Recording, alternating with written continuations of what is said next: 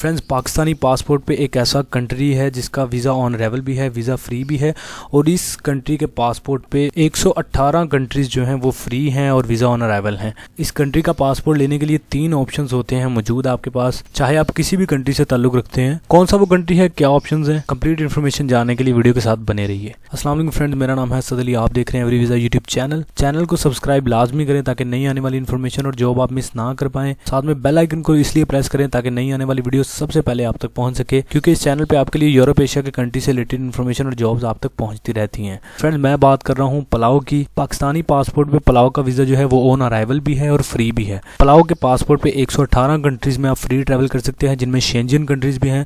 इनमें ऑस्ट्रिया है, बेल्जियम है, बिलाइज है और बहुत सी शेंजन कंट्रीज़ हैं, यूरोपियन कंट्रीज़ हैं, जिनमें आप फ्री ट्रैवल कर सकते हैं पलाव के पासपोर्ट पर।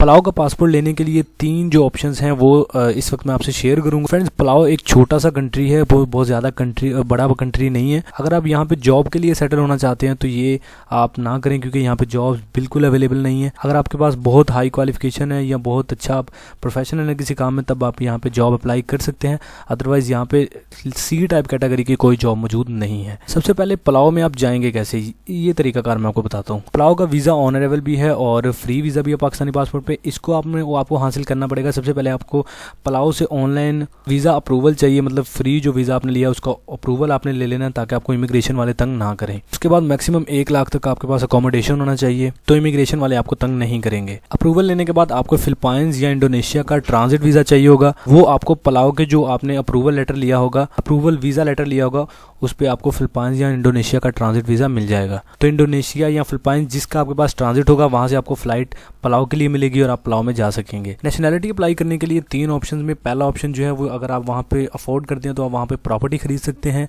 नंबर 2 ऑप्शन पे आप वहाँ पे बिजनेस कर सकते हैं। नंबर 3 ऑप्शन पे आप पलाव की नेशनैलिटी रखने वाली लड़की से शादी कर सकते हैं। इन 3 ऑप्शन का यूज करके आप नेशनैलिटी अप्लाई कर सकते हैं पलाव की। लेकिन मैं ये किसी को रिकमेंडेड नहीं कर रहा कि आप वहाँ पे जाकर शादी करें। जो अफोर्ड कर सकते हैं वो 2 ऑप्शंस जो मैंने पहले बताए उनको यूज़ कर सकते हैं, लेकिन तीसरा ऑप्शन भी आपके पास है शादी का। अगर आप वहाँ पे बिजनेस या प्रॉपर्टी खरीदते हैं तो आपको 2 साल का वीज़ा मिलता है। उस पर आपको वहाँ पे पलाव में टाइम गुजारना पड़ता है और उसके बाद आपको वहाँ की नेशनैलिटी मिल जाती है।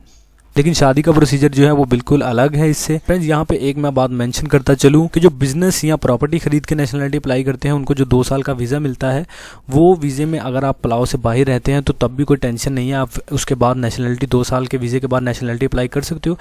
इसके कंपेरिजन टू जो शादी करेंगे यहाँ पे आके, उनके लिए थोड़ी टफ सिचुएशन है। उनको पलाव में 2 साल का जो वीज़ा मिलता है, स्टे वीज़ा, उसमें जैसे तैसे करके आपको पलाव में रहना पड़ता है। अगर उस 2 साल के ड्यूरेशन, जो 2 साल का वीज़ा होगा, उस ड्यूरेशन में आप पलाव से बाहर स्टे करते हो, आपकी शादी को फेक यानी कि पेपर मैरिज मान के आपकी नेशनैलिटी को रिजेक्ट किया जा सकता है। तो मतलब शादी करने वालों को 2 साल पलाव में गुजारना पड़ते हैं।